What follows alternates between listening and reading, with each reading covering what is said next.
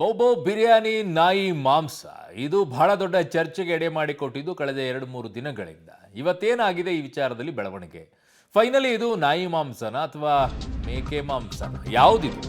ಬೆಂಗಳೂರಿಗೆ ರಾಜಸ್ಥಾನದಿಂದ ಬಂದಿದ್ದು ಮೇಕೆ ಮಾಂಸ ಅಂತಿದ್ದಾರೆ. ಶಿರೋಹಿ ಅನ್ನೋ ರಾಜಸ್ಥಾನದ ಮೇಕೆ ತಳಿಯ ಮಾಂಸ ಇದು.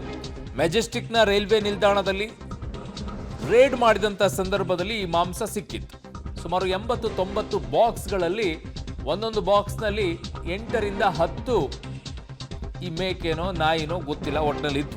ಶ್ವಾನವನ್ನೇ ಹೋಲುವ ಶಿರೋಹಿ ಮೇಕೆಯ ತಳಿ ಮಾಂಸದಿಂದ ಈ ಗೊಂದಲ ಉಂಟಾಗಿದೆ ಅನ್ನುವಂಥದ್ದು ಈಗ ಮೇಲ್ನೋಟಕ್ಕೆ ತಿಳಿದು ಬರ್ತಾ ಇದೆ.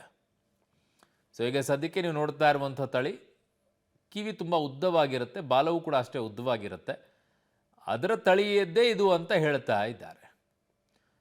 ಸದ್ಯಕ್ಕೆ ಈಗ ಇದು ಬೆಂಗಳೂರಿನಲ್ಲಿ ಸಿಕ್ಕಿರುವಂಥದ್ದೇನಿದೆ ನಾಯಿ ಮಾಂಸ ಅಲ್ಲ ಅಂತ ಮೇಲ್ನೋಟಕ್ಕೆ ಹೇಳ್ತಾ ಇದ್ದಾರೆ. ಅದು ಮೇಕೆಯ ತಳಿಯ ಮಾಂಸ ಅಂತ ಹೇಳಿ. ಅದರಲ್ಲೂ ಕೂಡ ಈ ರಾಜಸ್ಥಾನದಲ್ಲಿ ಸಿಗುವಂತಹ ಶಿರೋಹಿ ಅಂತ ತಳಿಯ ಹೆಸರು. ಆ ತಳಿಯ ಮೇಕೆಯ ಮಾಂಸ ಇದು ನಾಯಿ ರೀತಿಯಲ್ಲೇ ಹೋಲುತ್ತೆ ಅಂತ ಹೇಳುತ್ತಾ ಇದ್ದಾರೆ.